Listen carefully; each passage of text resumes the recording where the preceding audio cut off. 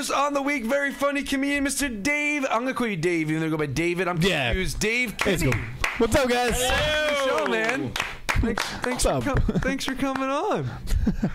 What's up, guys? Nothing much, man. I don't understand your logic, because I heard you guys talking about Shark Week, and you're like, it's just a bunch of recycled shit we've seen before. But then earlier in the same episode, you say you want to get Guns N' Roses back together. Really? You got to choose a side. That's true. I still want to see Guns N' Roses back. Would you want to see Guns N' Roses? Oh, to hear all their great new music? Right. I'm sure Axel's just been in a notebook writing. Just sit there right I can't wait to hear what he's come up with. He's like, all I want to play is Chinese Democracy. What a bad album that was. Oh, God. Terrible. You don't want to pay to get the band back together. You want to pay for a time machine to see him in '88 when it would have been good. Right. I would like that, too. Watch Fat Axel now. No, he can't even hit the high notes, though. No, I know. I remember when they came back and he had that dude with the chicken. Buckethead. Yeah. And he was like, he's doing the shit. As much as Guns N' Roses I dug, they weren't my favorite band, but I appreciated that he could do the shit because I could never do it. Right. But then I was like, oh, now he can't do it either. He's just like me. Right. And you got more of an appreciation for Guns N' Roses after you played Grand Theft Auto. You're like, I like them a little bit more now. Yeah, a little bit. So, a New York-based comedian. Yes. Out of Miami originally. We're seeing a lot of comedians coming from Miami. Right. What's going on down there? You are seriously running out of friends of mine to bring on the show. Damn it. You're going to have my girlfriend, and then next week, like my super. That's it. Just round it out of everyone I know. And we're done. So what is going on in the Miami scene that people are kind of seeing it as the third place to do comedy? Well, we all started in Miami just because that's where we lived. Right. So and there's no magical water? Yeah, I mean, there's no magical water. I mean, I actually moved up with Eric. I actually slept on his floor like when it first came up. But, I mean, there's a ton of talented people from Miami. I mean, the people you know, Mike Lawrence, Daniel Tosh is from South Florida. I mean, there's a ton of dudes, but when you get good at comedy in Florida, you have to leave. Yeah. I mean, like, that's the rule. I mean, it is kind of a two-city deal. I mean, people start in Miami, but, I mean, you just need a place to kind of learn the business and stuff, and then you split as soon as you can. You mentioned Daniel Tosh. What was your view on that whole? I mean, it's kind of been out there for a while now, but I like to hear the every comedian's aspect of it. I was on his side 100%, and I'm disgusted by all the comedians who took stances against him. The thing is, it's one thing if he wrote material and just tore into some chick in the crowd for no reason. But she yelled something out. Like, she yelled shit out. He responded to it. The people in the audience laughed. I mean, I feel like when you're doing a live show, the way I feel is that sometimes when you're working out a bit, especially when you're working out offensive stuff, I mean, he had a joke about rape. Right.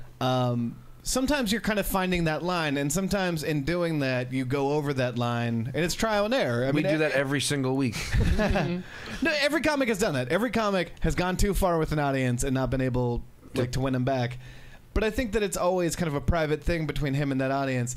But now that everyone has a blog, now that everybody has a voice on the internet, now if you are famous, if you are lucky enough to be one of the... I mean, I would love to be famous enough that anything I said became controversial, and people were like, "Did you hear what Dave Kinney said?" I mean, those are problems I would love to have. Right, they're good problems. But you know, it's always a woman that complains about rape. About rape. You ever notice it's always the ladies? No, you know what though? Always bitching about forceful sex. I was on Twitter, right, and I was watching the Roseanne roast. Okay? Yeah. Jeff Ross came out and kicked the shit out of those people. Dressed as Joe Paterno. And every woman on Twitter was just like, this guy is disgusting. He's not funny. Get him off the stage. It's not like he made a joke about a quadriplegic's bush. Right. He's just making jokes. I think it's always a woman. Get a sense of humor, you fucking clams.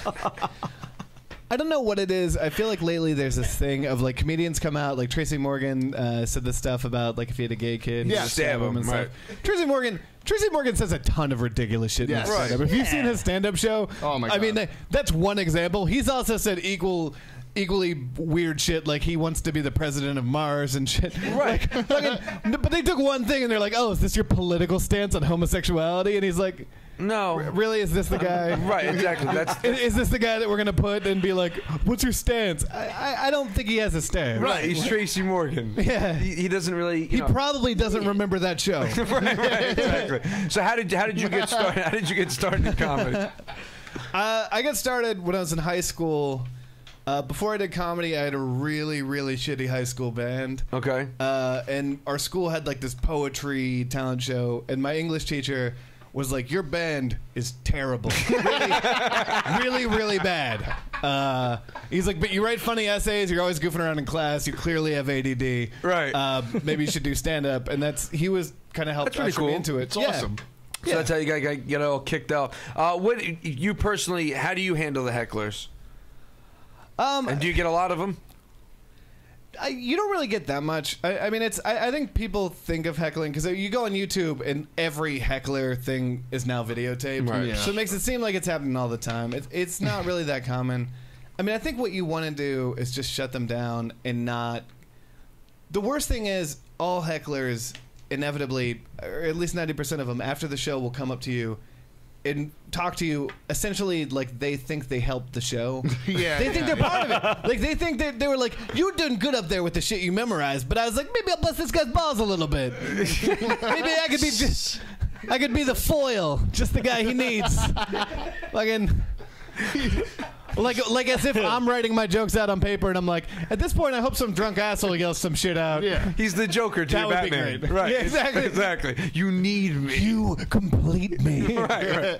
You need each other. Yeah. And you do a podcast as well. Or you've done two. Yeah.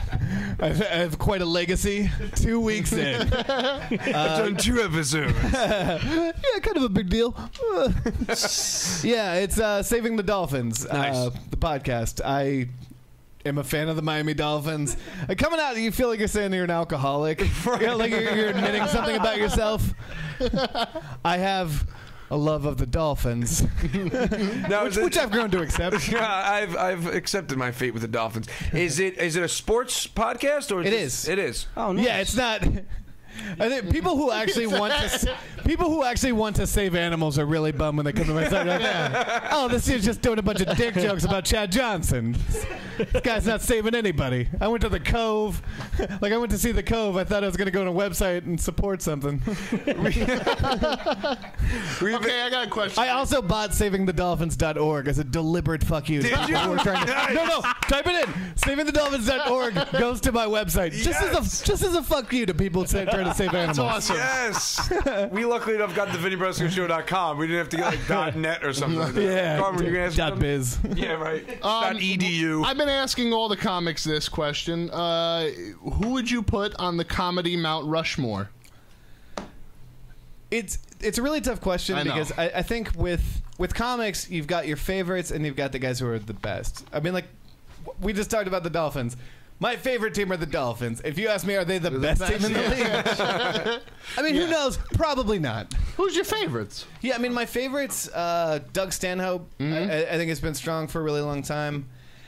A lot of times in comedy, you've got a guy who's great, but there's someone who clearly influenced him a lot. Yeah. But at the same time, like, your favorites are still your favorites. Like, I love the shit out of Mitch Hedberg. Right. He's the only Oh, comic yeah. I ever got an autograph from. Oh, nice. Wow. Today, I mean, I was like his biggest fan. All my friends knew all the words to all his albums.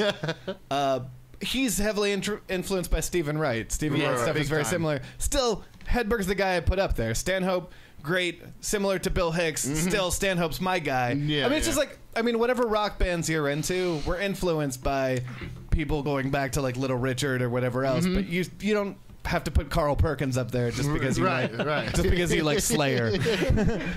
Yeah, so I guess Mitch Hedberg, Stanhope, Carlin, definitely I think is great, and I guess fourth one, probably Pryor. There you go. Yeah. Indeed. Nice. Yeah. Pryor showing up on a lot of them. He is showing up a lot, and I think you're the first person to have a mixed race Mount Rushmore. Everyone's keeping it segregated. It's all like white or black. It's like there's never. I don't think there's been anybody. 2 and 2. All right. Well, comedians that have joined us on the show. Other than us. It's like, I don't know, man. You put those multicultural faces up on a mountain. You don't want to. May not work out. All right, we're going to take a quick break. Coming up, license registration and tampon, toxic butterflies. That might be the gayest story we ever covered. Something I don't think I'd ever buy, but Rocco seems to think I would. Oh, you would definitely buy And it. you must always apologize in your phone calls, 914-595-4871, or Skype us. That's ZalzNY. We'll be right back.